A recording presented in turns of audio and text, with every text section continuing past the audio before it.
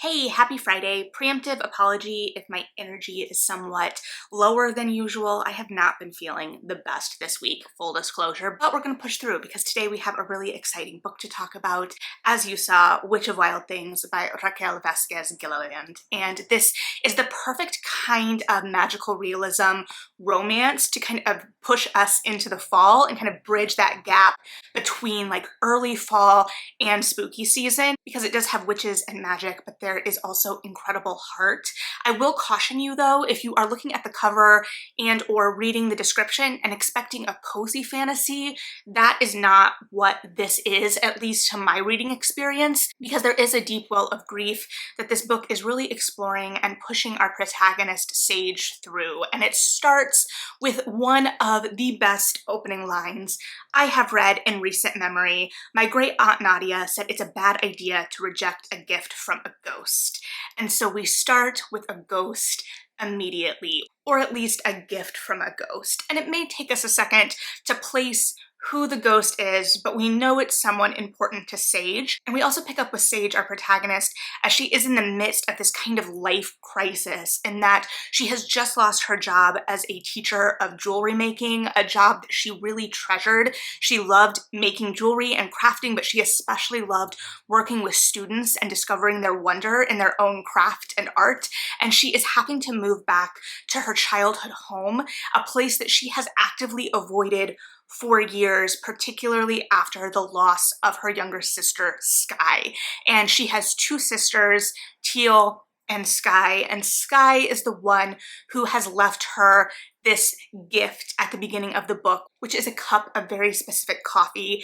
And within the world of this book, Sage can see Sky only through her tears. So after she has been crying, or when she's crying, she can see Sky through those tears. And so, as you can probably guess, that means that Sage has not been doing a whole lot of crying since she lost Sky, and has a lot of really bottled up and repressed emotion that is so important to the journey of this book. So she goes home to go live back with her great aunt and her sister Teal.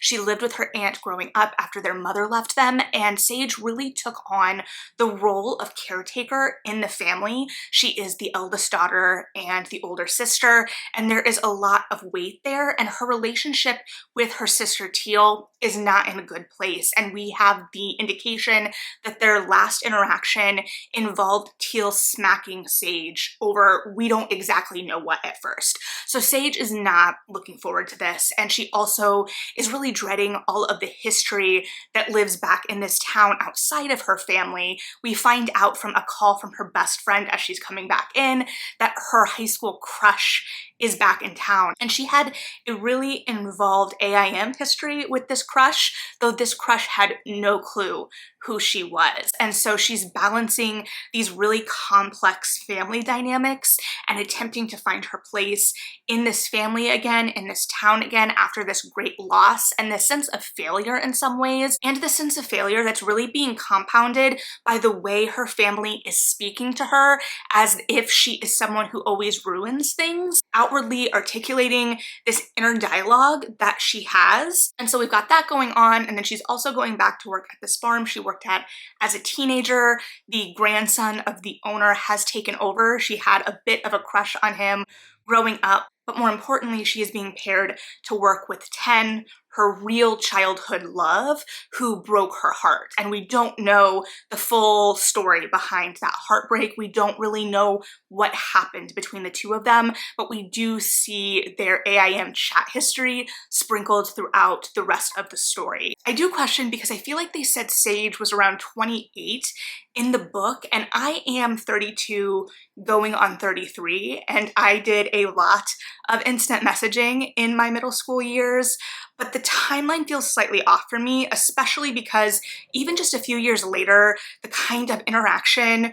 with technology was completely different. So talking about instant messaging in high school in that way, I don't know if that would have been happening in the same way, but at the same time, I really enjoyed that aspect of it because it felt recognizable, that idea of kind of like logging off and on until you get noticed by your crush on Instant Messenger. We've all been there, right? There is surely an equivalent for all subsequent technological generations. However, all of that aside, we are really thrust into this world amidst this kind of upheaval and heartbreak. And as we know from the beginning of the book, where we mention ghosts and old gods, there is a sense of magic within this world, and all of these sisters, all of the women of this family have some kind of power. And Sage's power is her ability with plants, witch of wild things. Teal is able to influence the weather based on her mood, though she doesn't have quite the control over that Sage has, which could also be a kind of symbolic reflection, right? Because here we are dealing with magic in a more magical realism way, which I really enjoyed and I did think was really grounded within the world of the story and heightened the emotions that these characters were feeling. Because as you could probably guess, there is some real emotional tempestuousness here and some real conflict and things that have to be worked through. And because of this, that means there is a lot of kind of hidden truths, half-truths, lies. There is a lot of miscommunication in the sense that we are not really always being 100% truthful. And yet I felt like this always worked for me in this book because I understood why people were holding back. There was always this great emotional weight and emotional tension that I was feeling, particularly with Sage, because she didn't always make decisions that I agreed with. But I always understood where her decisions were coming from, especially as we really got further and further into the book and really started to unpack her emotions and the kind of baggage she had been carrying regarding her role as the oldest daughter and the caretaker in this family, and the fact that she never felt cared for in the way that she cared for others. And she just wanted to have some of that reciprocated. She wanted someone to see and understand what she was feeling instead of having to always hold up the emotional burdens of everyone else. And a lot of this is tied up in the history of Sky's passing. Sage feels that Teal blames her for Sky's death. And we don't know the full kind of story around what exactly happened there. It was definitely an accident, but we don't know the full story for a long time. And we see Sage carrying a lot of this with her. But at the same time, we are seeing Teal act out in ways that feel a little emotionally immature at times. And yet when both sisters maybe aren't always acting the best to each other, it's always understandable, even if frustrating, why they're acting that way. And the real weight and tension of that broken relationship, of Sage's grief and sorrow as it continues to build throughout the book, and she keeps putting her hand out to get it slapped away. And the way that some of the mistakes that she makes, even within the action of the book, do stem from this idea that she has been kind of rebuffed again and again and is acting out in some ways. And so I say all this because I think we have these conversations about miscommunication with this idea that it would be just so easy to talk it out or to use our words in whatever way, but there are real emotional stakes and emotional barriers here that are keeping these characters from doing that, and all of these characters' actions feel very much impacted by those barriers. And so it really blends together. Now, where I found it sometimes a little bit grayer, and I think the narrative does as well, is that Sage is keeping this connection, this historical connection from her love interest 10 as they get to know each other better. And they kind of come to this agreement where he is going to help her kind of bridge this emotional barrier with Teal, her sister, and she is going to help him find Silver Girl, who he messaged with on AIM in high school. And so we know that there is inherently a lie in that scenario if she is not, popping up and saying, oh, hey,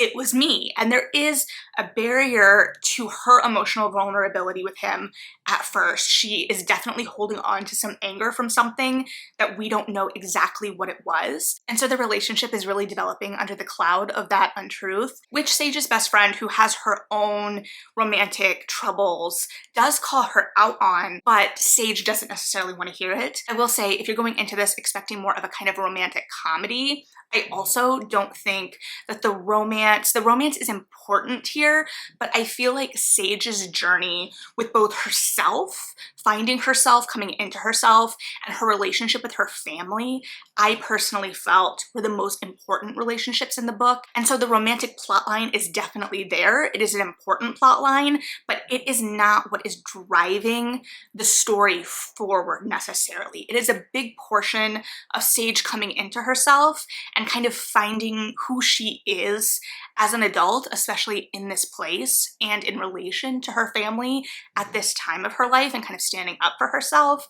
But it is not the only piece of that. And so it's romantic, but again, the romance isn't necessarily driving the action forward in the same way as other pieces of the story. Now, I'm not saying with that the romance isn't active, to be clear, but it's just like those subtle nuances of kind of storytelling. And as always, I'm clearly only scraping the surface with that. Now, I will say the way the magic operates in this book and the way that magical realism was folded into this more romantic story really worked for me. I really appreciated the language of the magic in this book and the way that it was so entwined with their identity and their family history and the way they interacted with each other, and also were these kind of larger symbolic reflections of who they were and how they interacted with the world. And as always, it allows for this really beautiful language to kind of peek through while also painting these really vivid pictures. I absolutely love magical realism, and I really liked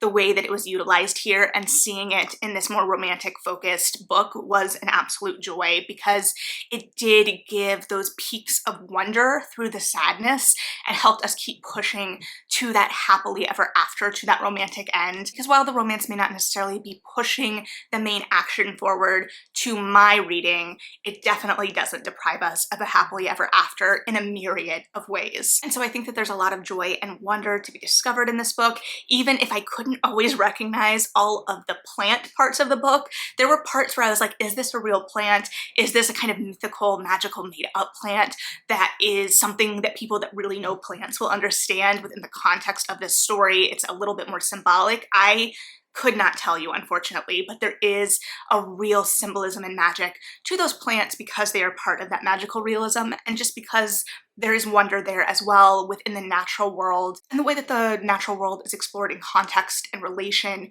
to these character stories and journeys, I think was really well done as well. So there was a lot of wonder and joy there, but I again do want to stress that there was a lot of tension and grief that we had to move through to get to those pieces. And the characters were really fleshed out to my reading as real people because they didn't always make the best decisions, but those decisions always felt rooted in their kind of emotional state and their background and what we knew of them. And I liked that no one was perfect within the narrative, especially within the dynamic between the sisters. They had both hurt the other in some way, and it would be so easy to try and take sides. And especially because we were seeing things from Sage's point of view, it would be easy to take Sage's side.